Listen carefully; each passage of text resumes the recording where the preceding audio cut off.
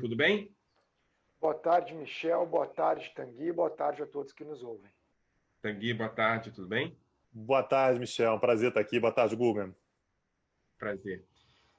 Vamos começar a fazer uma pergunta geral. A gente está falando do drama de Beirute, não é? Primeira pergunta mais simples: o que aconteceu no porto de Beirute e para onde a cidade de Beirute vai depois dessa tragédia? Guga, começando com você? Oi, Michel, eu não estou escutando esse. Você está me escutando agora? Agora sim. Então, vai lá. É a pergunta sobre o porto de Beirute, para onde vai Beirute? Bom, começando pelo porto de Beirute. A gente sabe que foi, pelas evidências disponíveis até agora, e são evidências relativamente robustas, documentação robusta sobre o que ocorreu, foi uma explosão acidental no porto de Beirute envolvendo nitrato de amônia que teria sido confiscado de um navio que vinha da Geórgia, um navio de bandeira da Moldóvia, enfim.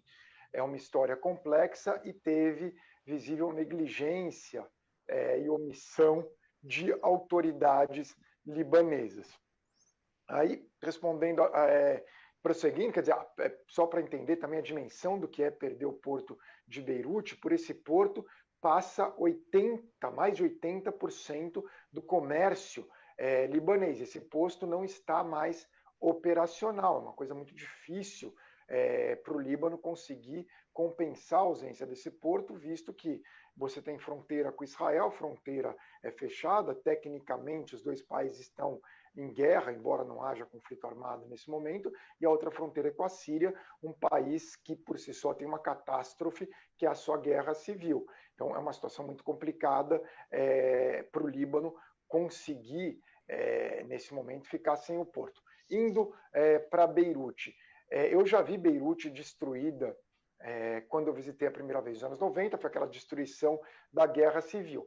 O que estava destruído, acima de tudo, era o centro de Beirute. Então, como o centro foi destruído, houve uma migração de uma série do centro, basicamente, para outras áreas de Beirute. Quer dizer, outras áreas ficaram com aquela questão de ser aquela atmosfera vibrante de uma região central. No caso da parte sunita, foi a região de Hamra. Na parte cristã, foi a região de Ashrafia.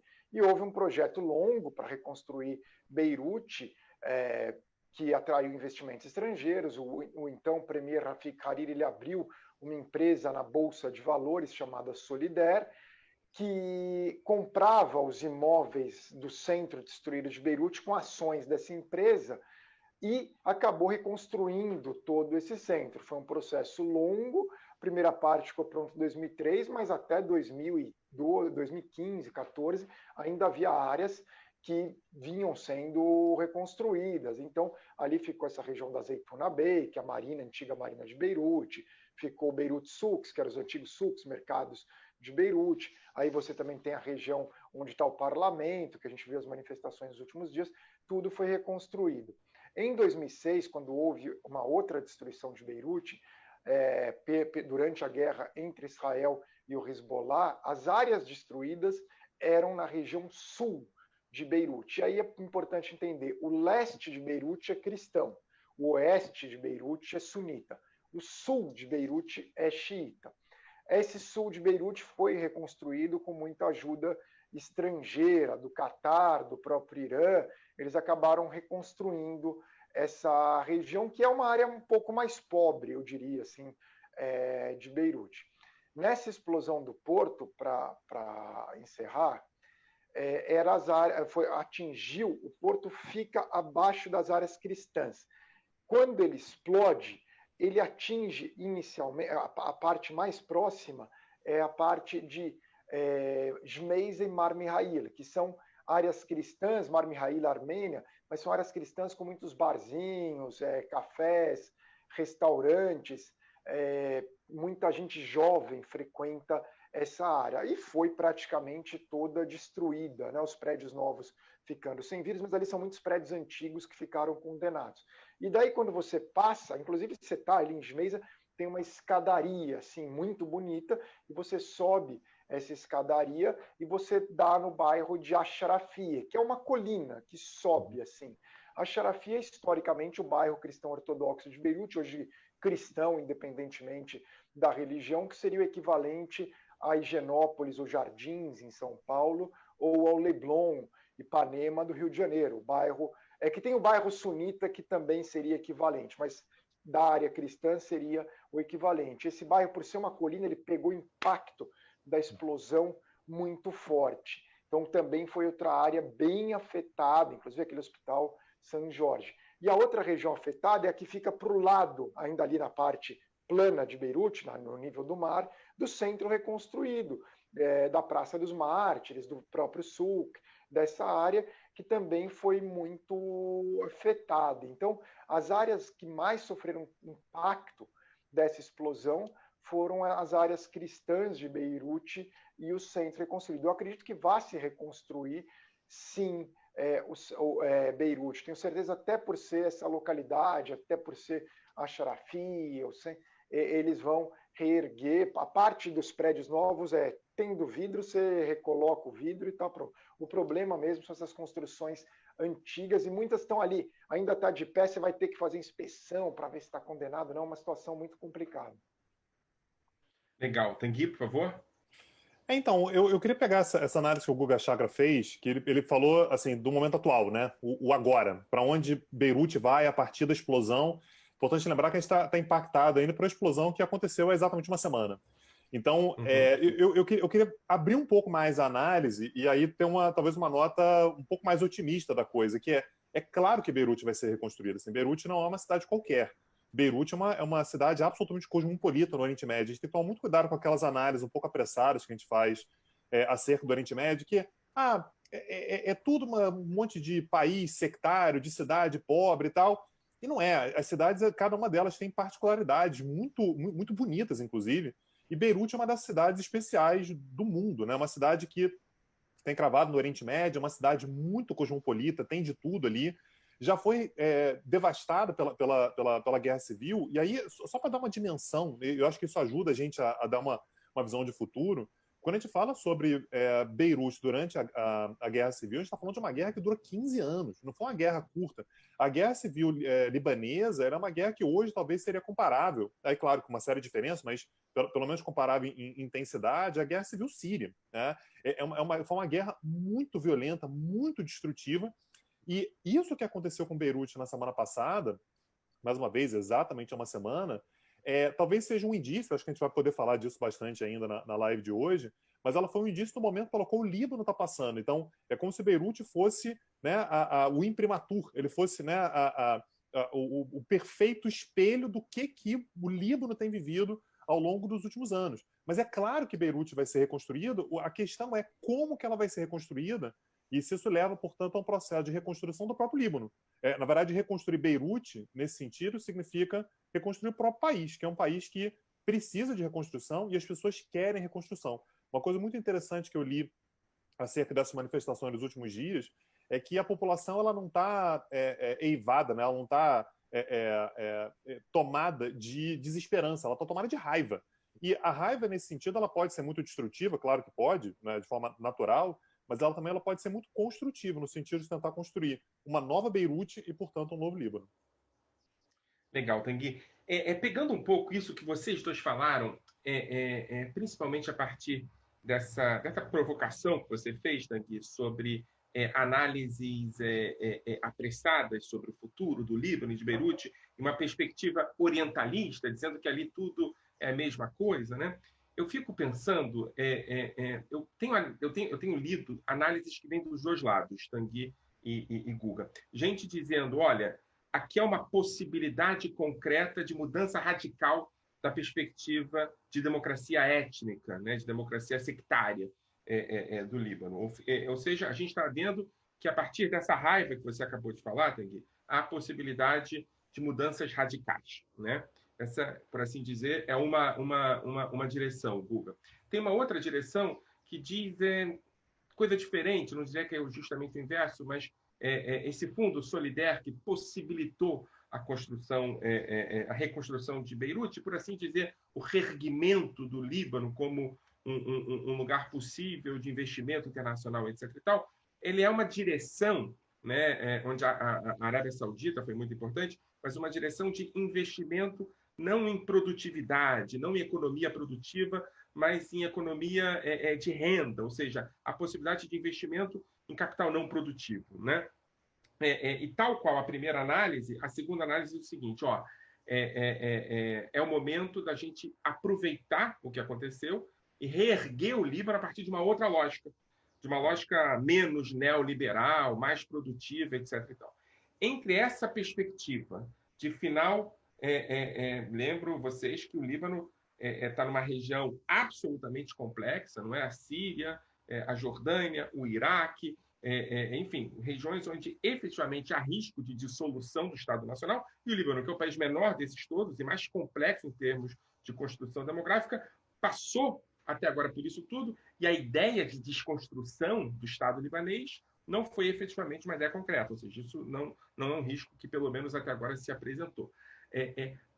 Alguma dessas duas possibilidades, ou seja, o final da democracia sectária libanesa a partir de uma democracia mais universalista, ou o final dos investimentos em renda numa direção de uma economia mais sustentável. Alguma dessas duas possibilidades é concretamente viável ou a gente está falando de possibilidades que vão além do horizonte? Quem começa? Guga? Posso começar. Bom, sobre a questão do Estado libanês, é um Estado quase inexistente, que teve um período da presidência do Fuad Shihab, após a presidência do Camille Chamoun, ali ao longo dos anos 60, que sim, teve uma ideia de construção de um Estado libanês, e que foi aquele apogeu do Líbano, claro que sempre muito focado na questão financeira, é um país com pouco território, não há muitas opções, até tem uma produção boa de vinhos, mas não é algo que dê assim a parte, não é uma Argentina, não é um Brasil em território nesse sentido.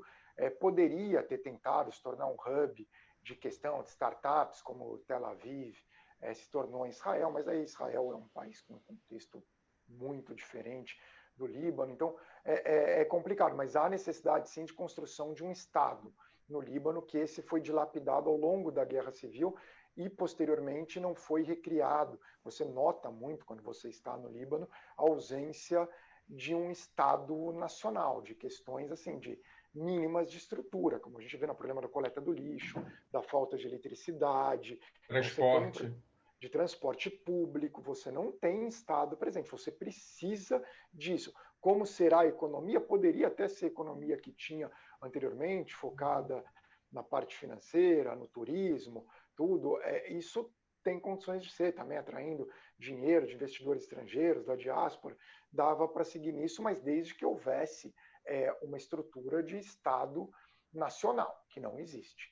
E indo para a questão da parte sectária, quem fala em acabar com o sistema sectário libanês, o sistema sectário libanês tem muitos defeitos, Michel, mas é uma forma de se manter o equilíbrio num país onde há uma divisão religiosa, como a gente sabe, entre diferentes denominações cristãs, maronita, ortodoxo, melquita, siríaco, enfim, armênio, e diferentes denominações muçulmanas, sunitas, xiitas, além dos alauítas e dos drusos, e daí você busca um equilíbrio de forças, porque dessa forma todos, de alguma forma, se sentem representados. Então, você tem o simbolismo para os cristãos de ter o presidente, mas quem toca o governo no dia a dia acaba sendo o primeiro-ministro, que é sunita.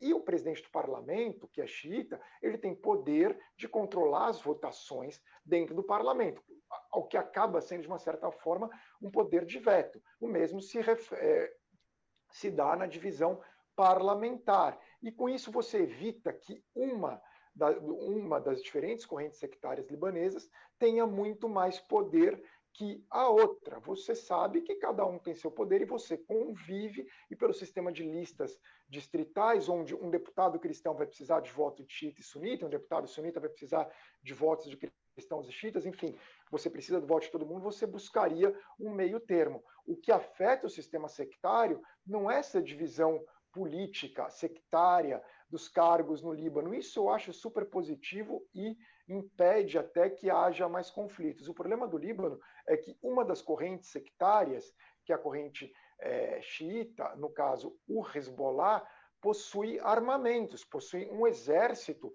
próprio, possui um Estado paralelo. E isso sim gera um desequilíbrio na sociedade libanesa. E não o fato de o presidente ser cristão ou do primeiro-ministro ser muçulmano sunita ou o presidente do parlamento ser xiita. Isso eu não acho o problema. O problema é o desequilíbrio na questão sectária está em um dos atores na política libanesa ser uma organização com um exército próprio, com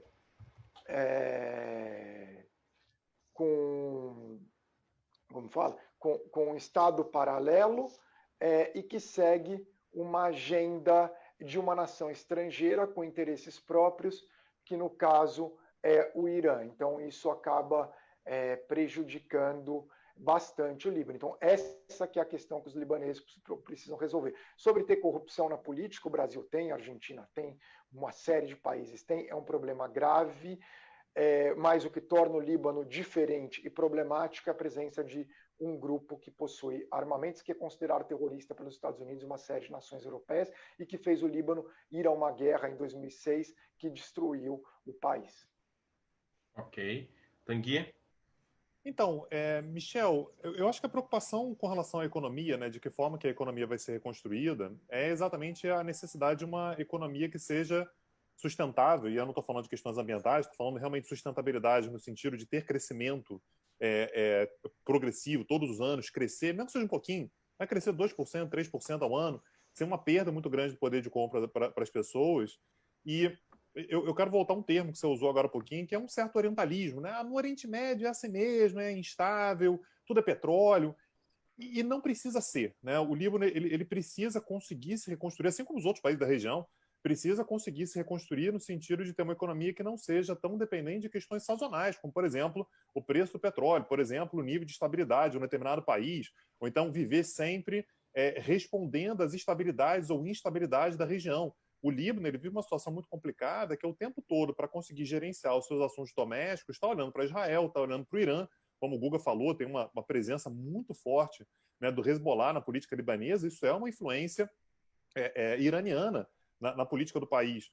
E a gente fala muito sobre o Irã, mas é importante lembrar que a família Hariri, por exemplo, né, que teve um primeiro-ministro há pouco tempo, né, o Saad Hariri, teve uma das figuras mais importantes do Líbano contemporâneo, recente, foi o Rafik Hariri, que foi assassinado 15 anos atrás. É uma família que tem dupla nacionalidade, né? Tanto o Saad Hariri quanto o Rafik Hariri são sauditas também. Então a gente tem uma guerra geopolítica dentro do Líbano. E isso acaba tornando a situação muito complicada exatamente por conta da questão sectária. Por quê? Por conta do arranjo sectário que foi construído lá em 1943, houve uma série de questionamentos durante a Guerra Civil, mas foi mantido após a Guerra Civil, ou seja, a partir da década de 90. Esse esquema sectário se manteve, foi o que o Guga falou, ou seja, o presidente é sempre um cristão maronita, o primeiro-ministro é sempre um muçulmano sunita, o presidente do parlamento é sempre um muçulmano xiita, o vice-presidente do parlamento é sempre um grego ortodoxo. Como essa estrutura é uma estrutura que visa garantir que a gente não tem uma nova guerra civil como aquela, isso acaba trazendo um outro problema, que de um lado tem estabilidade, e de fato é um país que tem uma política ao longo desses anos relativamente estável, ou seja, você não tem um grupo tentando eliminar o outro. Por outro lado, a gente tem governos que são excessivamente engessados, pelo fato de que, inegavelmente ou inevitavelmente, eu tenho um governo que é de um muçulmano sunita, muitas vezes ligado à Arábia Saudita, que tem que ter ministros do Hezbollah, porque senão ele não consegue o parlamento, porque o presidente do parlamento pode estar na oposição a ele. Então, necessariamente, eu preciso de um arranjo que envolva grupos sectários que não vão entrar necessariamente em guerra entre si, o que é um lado positivo.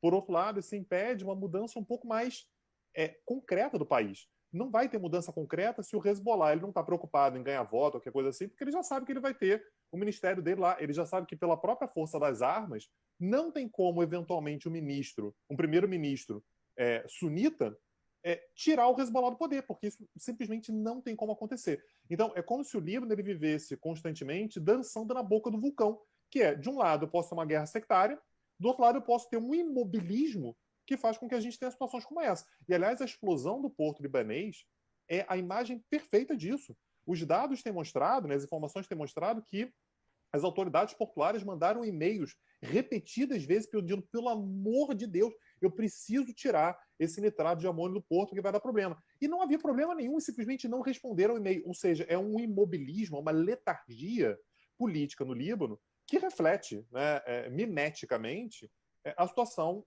sectária do país. Então, o debate no Líbano hoje ele é um debate menos econômico, ele é um debate mais de modelo de país. O que a gente espera do Líbano? É um país um pouco mais estável ou um pouco menos instável? É um país que permita mudança ou um país no qual a mudança é simplesmente impossível? Essa é a discussão que o Líbano deve fazer a partir de agora. E aqui importa, claro que importa muito o resultado, mas importa muito também como que esse debate vai ser feito, a maneira pela qual ele vai ser feito. O Guga cita sempre o livro, né, A House of Many Mansions.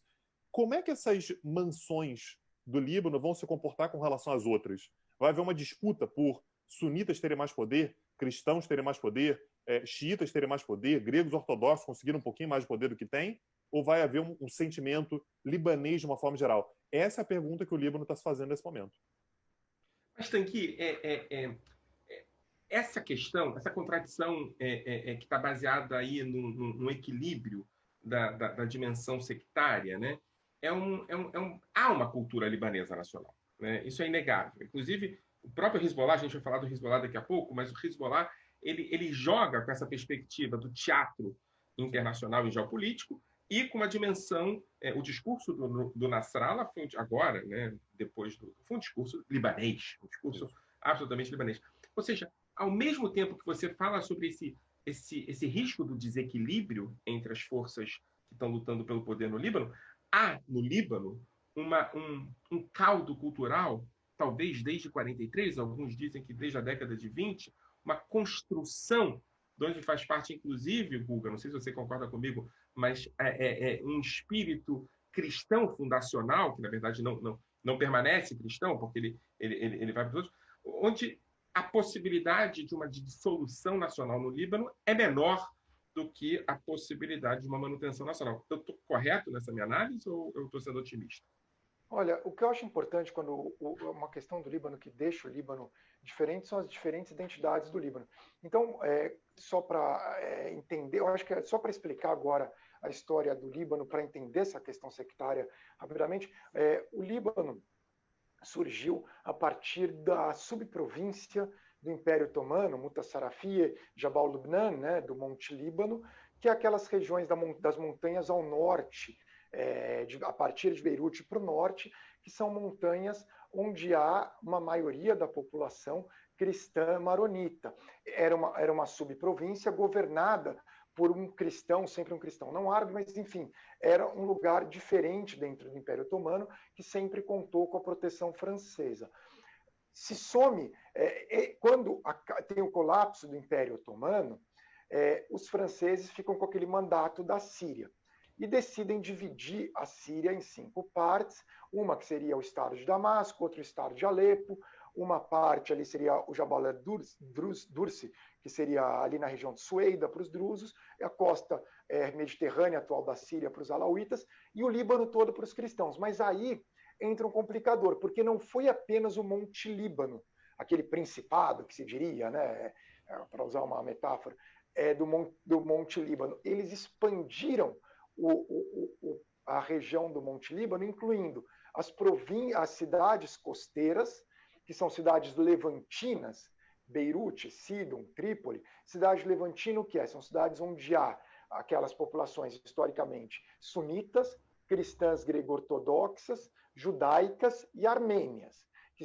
habitavam essas cidades, que inclusive você é uma pessoa que tem origem nessas cidades levantinas. Isso se junta ao Monte do Líbano. Opa, eu vou colocar aqui o carregador de bateria, que agora que eu me toquei, mas agora já coloquei. E são cidades de troca comercial, de troca comercial, cidades mediterrâneas. Elas são englobadas. Aí se junta a isso as montanhas ao sul de Beirute, que é o Shuf, que é druso. Se junta aí ao multirreligioso Vale do Bekaa, onde você tem todas as religiões, e o sul do Líbano, que é xiita e que também tem cidades, vilas cristãs, cidades cristãs como Marjayum. e faz um país em tudo isso daí, onde parte integrava a antiga província de Damasco, Bilad al-Sham, e forma esse país. O restante daqueles territórios, eles se juntaram e ficaram com a Síria, no final. Mas parte dos cristãos maronitas. Então, de fato, a identidade cristã libanesa é muito forte. Para usar um exemplo, pode parecer banal, mas o final de semana no Líbano, que dias que são? Sábado e domingo. O final de semana lá não inclui a sexta-feira. Enquanto não é nada banal, não. Exato, porque todos os países ali do Oriente Médio têm o final de semana, inclui a sexta. Os países de maioria muçulmana têm a sexta, às vezes sexta e sábado, alguns quinta e sexta. Israel é o Shabat, né? Então não tem nem necessidade de explicar. Então aí você vê a questão cristã. Os símbolos libaneses, a Harissa, Nossa Senhora Harissa, no Alto de June, Mar Charbel, São Charbel, né? Mar Marum, São Marum, o Vale do Kadisha, Vale Sagrado dos Cristãos. Então, você tem essa identidade cristã que é muito forte, é o símbolo do Líbano, assim, é uma coisa que mesmo entre os muçulmanos existe, eles entendem essa influência, entendem que o Líbano é distinto dos outros países do mundo árabe, que o Líbano, na verdade, é uma nação levantina, né? Que tem essa característica diferente. E com essas minorias religiosas, porque grego-ortodoxo tem bastante na Síria, sunita também, mas o Líbano tem tudo ali, mais maronita, mais druso, mais os xiitas, está tudo ali naquele espaço muito pequeno. Então daí que vem a identidade cristã do Líbano, que torna, eu acho que é importante para o Líbano. Agora, só para completar, você tem essa identidade libanesa, você tem identidade síria para muita gente, que hoje diminuiu muito, mas que no início, até tempos atrás, a Guerra Civil ainda persistia. Você tem identidade levantina, você tem identidade francófila, de muitos libaneses que vão ali ser o francês, leem jornal francês, o Le Rien Le Jour, falam em francês em casa. Você tem identidade árabe, também você tem identidade da sua vila, que isso também é muito forte no Líbano, e sua identidade sectária, que talvez seja a mais forte, e é muito forte. Vou completar agora para deixar o Tanguy falar, senão até vou estourar o tempo.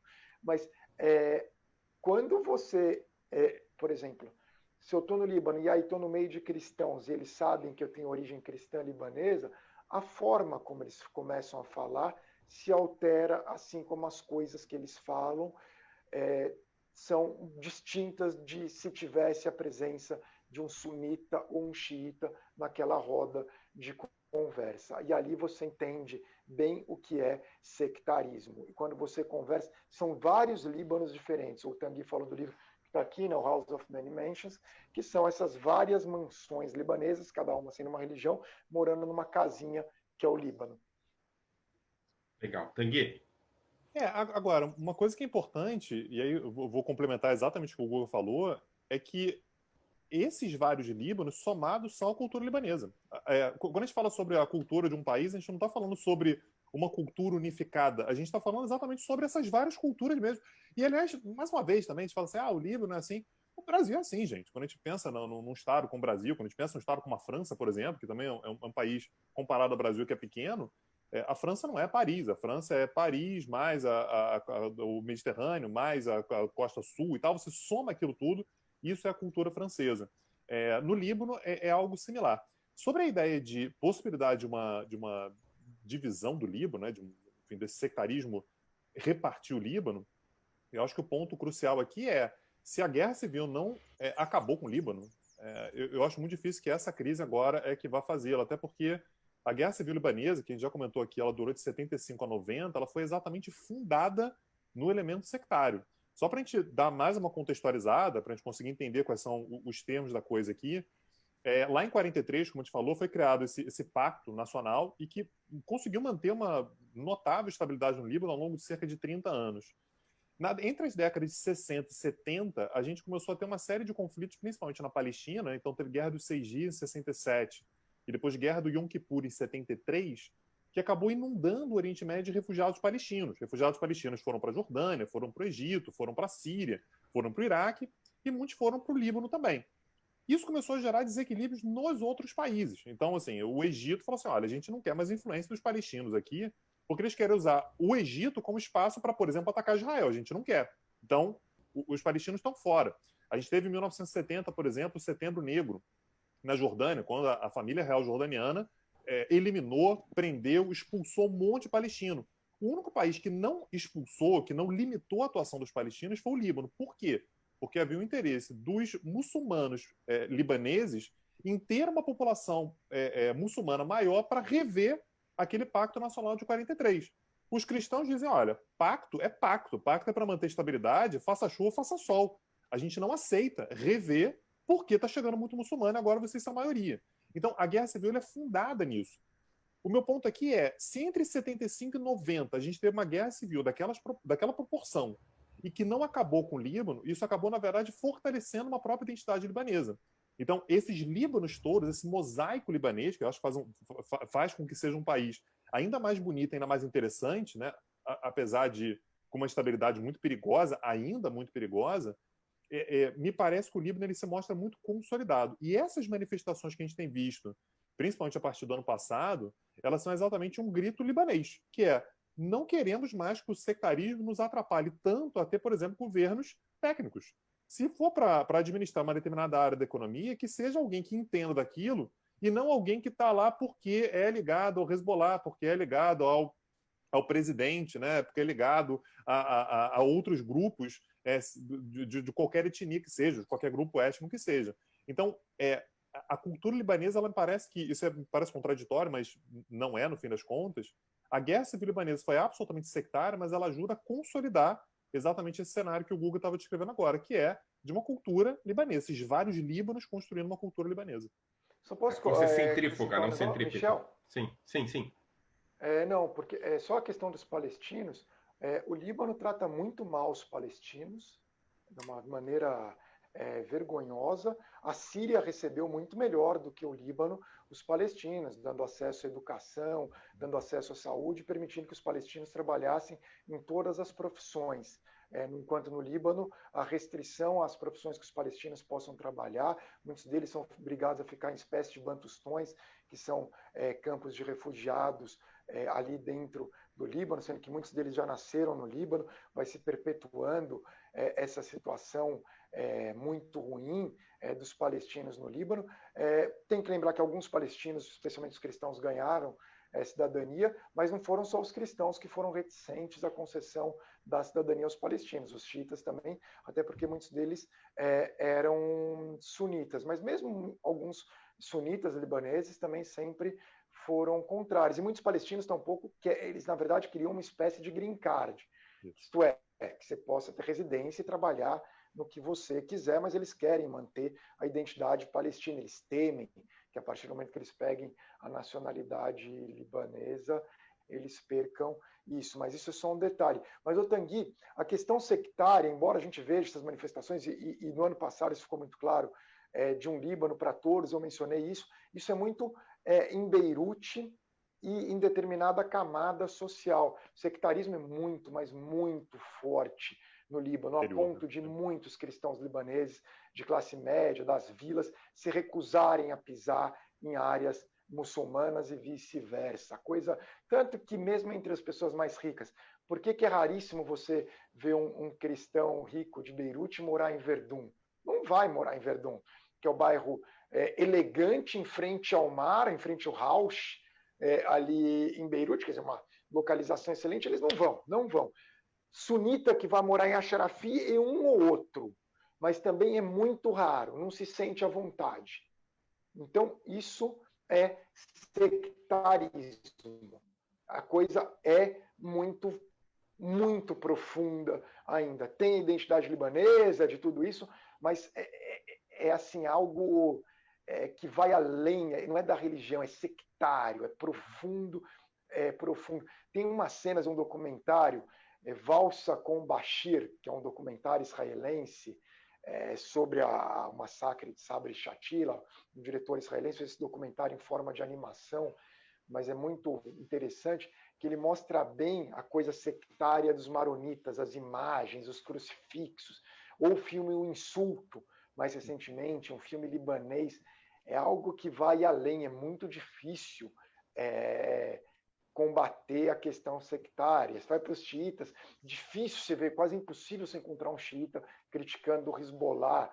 Então, a coisa é muito arraigada na sociedade libanesa. E se acabar com o sistema sectário, diante desse cenário, um dos grupos sectários pode se fortalecer e vir a ter, ao mesmo tempo, o presidente, o primeiro-ministro e a maior parte dos ministros, o que vai gerar uma enorme insatisfação e afetar o equilíbrio. Eu posso dizer que existe um risco de que o Hezbollah acabasse por sair favorecido com o fim do sistema sectário, já que provavelmente a maior pluralidade do Líbano é xiita, e os cristãos tenderiam a sair enfraquecidos. E isso que eu falei agora até diz muito do sectarismo libanês, da minha origem libanesa, cristã libanesa, que demonstra a minha preocupação natural com o cenário dos cristãos no Líbano. E isso é sectarismo.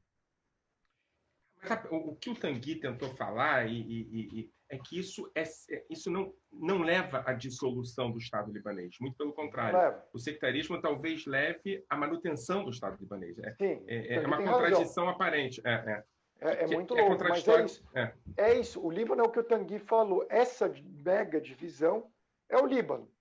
Com toda essa... Isso é o Líbano. Se você tira qualquer um desses atores do Líbano, perde a identidade. Se você elimina a questão dos xiitas, dos sunitas, dos cristãos, perde a identidade. Mas você tirar os armamentos do Hezbollah não elimina a identidade libanesa em hipótese alguma. Esse, para mim, insisto, é o grande problema do Líbano. São as armas do Hezbollah. Então, vamos falar sobre o Hezbollah. Eu tenho muita vontade de falar sobre a questão palestina no Líbano, que é uma questão fundacional, mais para os palestinos do que para os libaneses.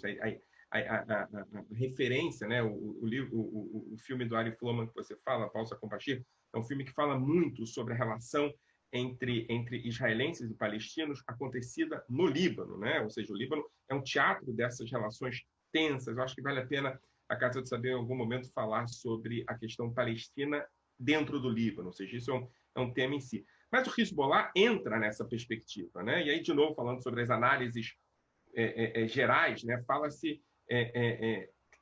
tem algumas teses que dizem que o Líbano é o Hezbollah, né? Que o Hezbollah é o Líbano, que mistura-se Hezbollah e o Líbano. Em qualquer análise que faz sobre o Líbano, se faz sobre Hezbollah. É claro que é uma tese muito, muito centrada em perspectivas também orientalistas, também colocando o Líbano como sendo a origem do terrorismo, etc., etc., mas essa tese existe. Por outro lado, há uma perspectiva que diz, olha, o Hezbollah não tem importância nenhuma no Líbano.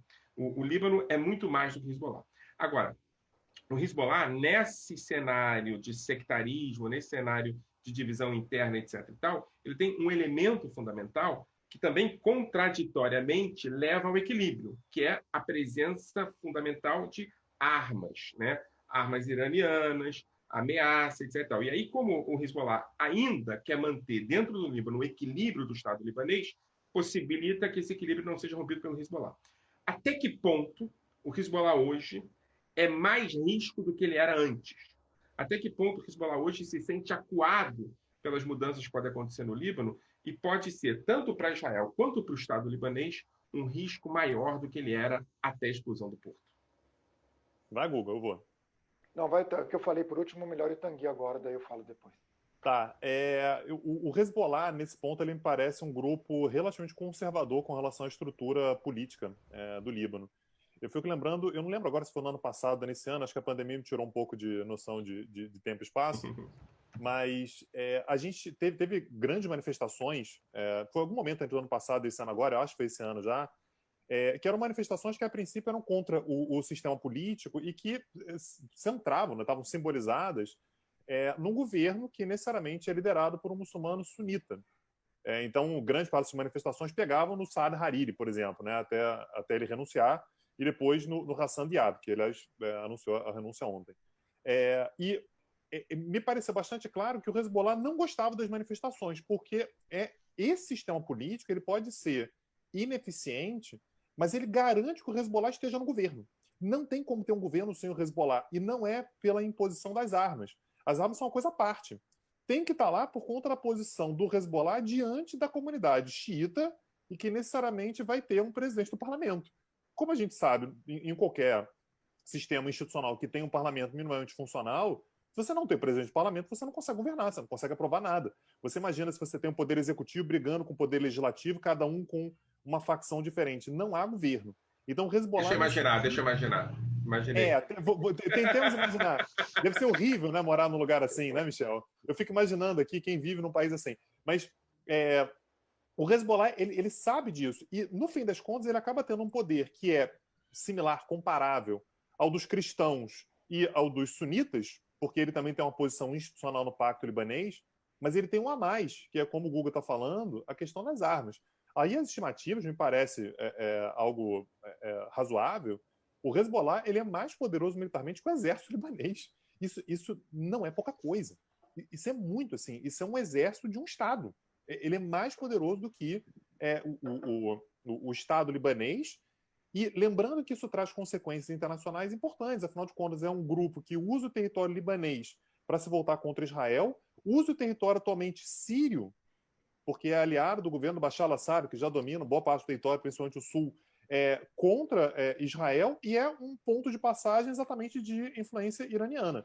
Então, assim, quem diz que o Hezbollah não importa para o Líbano, eu discordo prontamente. Eu acho que importa muito, e nesse momento é exatamente o ponto de equilíbrio e desequilíbrio do país. Desequilíbrio no sentido de que traz uma disputa geopolítica para dentro do território tão pequeno quanto é o libanês, e um ponto de equilíbrio que talvez infelizmente, pelo fato de que é um grupo que vai forçar a barra até o final para manter uma estrutura da maneira como ela está, mesmo que ela seja imóvel da maneira como ela é. Guga. Michel, primeiro, assim, o Líbano não é só o Hezbollah. O Hezbollah é uma das faces do Líbano. Obviamente, se o Líbano for o Hezbollah, como que teriam todos aqueles restaurantes, aquelas baladas, os barzinhos, as meninas de biquíni na praia, teria um primeiro-ministro adversário do Hezbollah, como teve por muitos anos o Saad Hariri, teria canais de TV que criticam o Hezbollah o tempo todo. Então, existe um Líbano muito grande. Agora, ao mesmo tempo, o Hezbollah é uma parte do Líbano poderosa, com seu Estado paralelo, com seus armamentos, com sua agenda própria, em sintonia com o Irã, mas não com o Líbano, e que tem tanta força que já levou o Líbano para uma guerra em 2006. E daí eu só queria terminar para essa questão do Hezbollah. Até o ano 2000, existiu o argumento do Hezbollah de que lutava contra a ocupação de Israel do sul do Líbano. A ocupação de Israel do sul do Líbano foi distinta da ocupação que Israel teve e tem dos territórios palestinos, ou sírios, ou mesmo egípcios. Nunca teve assentamento israelense no sul do Líbano. Também se difere porque você nunca teve uma milícia armada síria no Golã pró-Israel. Pró-Israel no sentido apoiada por Israel. As pessoas esquecem que, assim como tinha o Hezbollah aliado do Irã, existia uma milícia libanesa, 100% libanesa, chamada Exército do Sul do Líbano, que lutava com o apoio de Israel, assim como o Hezbollah tinha o apoio do Irã. O Hezbollah saiu vencedor, o Hezbollah e o Irã, nesse confronto contra essa milícia cristã apoiada por Israel. Muitos desses milicianos cristãos tiveram que até buscar refúgio em Israel. Posteriormente, com o passar dos anos, alguns voltaram ao Líbano, outros permaneceram em Israel, você sabe bem disso, em Tel Aviv. Outros acabaram seguindo viagem para o Brasil, para o Canadá, para os Estados Unidos. Mas o fato é que Israel se retirou de praticamente todo o Líbano no ano 2000, tendo ficado ali numa parte de Gajari e fazendas de Shebá, com a questão de que a Síria, ali teoricamente seria território sírio, existe uma disputa territorial entre Síria e Líbano. Israel argumenta ali que ali faria parte do Golã, anexado, no caso, por Israel, e estaria dentro do contexto Israel-Síria, não Israel-Líbano. Mas, dito isso, é algo assim que, por exemplo, Macron poderia se juntar com o presidente do Líbano e com o premier de Israel, primeiro-ministro do Líbano e primeiro-ministro de Israel, e negociar uma resolução. Não é algo para você ter quase 100 mil mísseis e travar uma guerra que nem em 2006, não há lógica nenhuma. Em segundo lugar, não há lógica nenhuma para a existência de um exército que pertença a uma só religião, um exército xiita. Que é isso? Que vai defender o Líbano todo. Por quê? Há alguma superioridade dos xiitas em relação aos cristãos, em relação aos sunitas, em relação aos drusos? Se a resposta for sim, isso significa nazismo fascismo, supremacia, achando que exista essa vantagem da população xiita do Hezbollah em relação aos demais libaneses. O Hezbollah deveria entregar suas armas, e uma vez que tenham sido entregues suas armas, outros atores da política libanesa também foram envolvidos em conflitos, acusados. Mas o fato é que, eu até estava lendo um analista libanês falando o seguinte: Samir já cometeu, um líder cristão, crimes na guerra civil, Michel Aoun também, você tem acusação de corrupção contra vários políticos, mas qual deles causa guerra hoje do Líbano contra outro país? Qual deles mata opositores a eles, né? Mata adversários em atentados? Nenhum, só o Hezbollah. Por quê? Então, assim, não é tudo a mesma coisa quando falam classe política libanesa, Hariri, Hezbollah. Não é a mesma coisa. Você pode criticar a administração de Saad Hariri, a negligência, tudo isso, mas ele tentou construir um Líbano, fazer um Líbano voltado para o Ocidente, desenvolver o turismo, reconstruiu, tem 1000 defeitos, mas o que o Hezbollah quis fazer? Por que tem essa questão desses mísseis todos contra Israel? Por que o Irã não bate de frente ou resolva seus problemas com Israel, que eu não sei até hoje quais são? Eu entendo o conflito Israel-Palestino, eu entendo o conflito Israel-Sírio. Você tem a disputa pelo Golã, pela água do Golã, questão estratégica, tem uma lógica no conflito Israel e Síria de serem inimigos.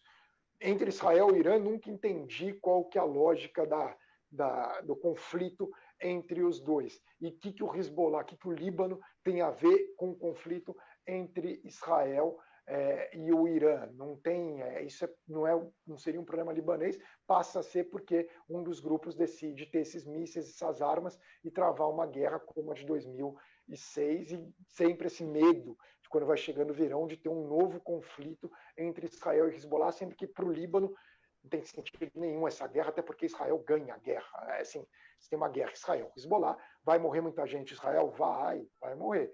Mas o Líbano vai ser devastado. Para quê? Tem uma série de provocações aí na fala do Cuca, né, que eu não queria deixar de tratar delas. Né? A primeira é uma dimensão ideológica do Hezbollah. Ele está colocando o Hezbollah numa perspectiva de supremacia ideológica.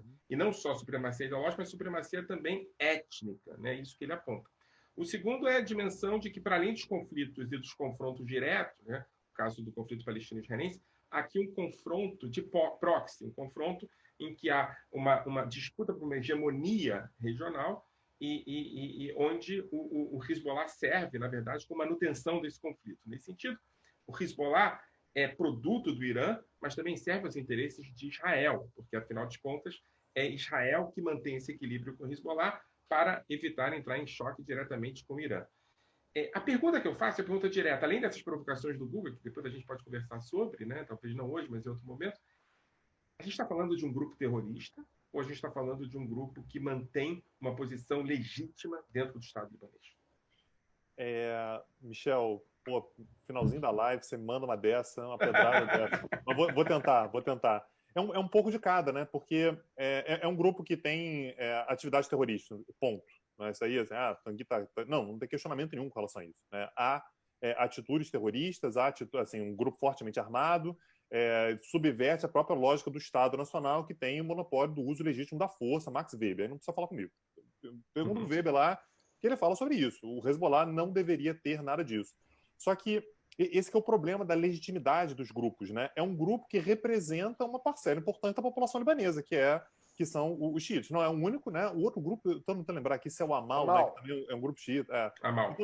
Não é o único, mas é um dos grupos que representa uma parcela da população libanesa. Então tem uma função institucional também. Essa mistura é a mais perigosa, né? Porque ao mesmo tempo em que ela é absolutamente violenta, ela é sectária, ela é agressiva, ela bota os grupos em choque, ao mesmo tempo o Hezbollah sempre vai poder sair com uma posição que é, olha, me invalidar, também invalidar o voto das pessoas, a intenção das pessoas, como o Guga falou. É muito difícil você ver, por exemplo, um xiita criticar o Hezbollah, porque basicamente ele se sente, de uma certa maneira, protegido ali pelo Hezbollah. Então, é um grupo que junta os dois, o que torna a situação muito complicada. A gente vê isso em outros lugares. Se a gente for pegar o IRA, por exemplo, na Irlanda do Norte, né? Você tem um braço armado, você tem um grupo político também.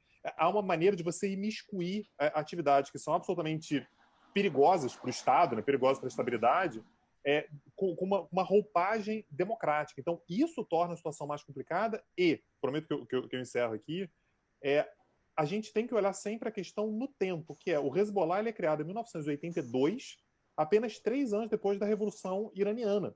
Ou seja, em 79 o Irã está fazendo uma revolução e no momento em que está acontecendo a Guerra Civil Libanesa. Então, o Irã acaba aproveitando para colocar os seus espiões na Guerra Civil Libanesa, que está do lado de Israel, que era potencialmente uma ameaça exatamente à revolução. Então, você tem uma relação triangular aí que você não tem como desatar o nó, porque na hora que você tira um, você desequilibra os outros dois.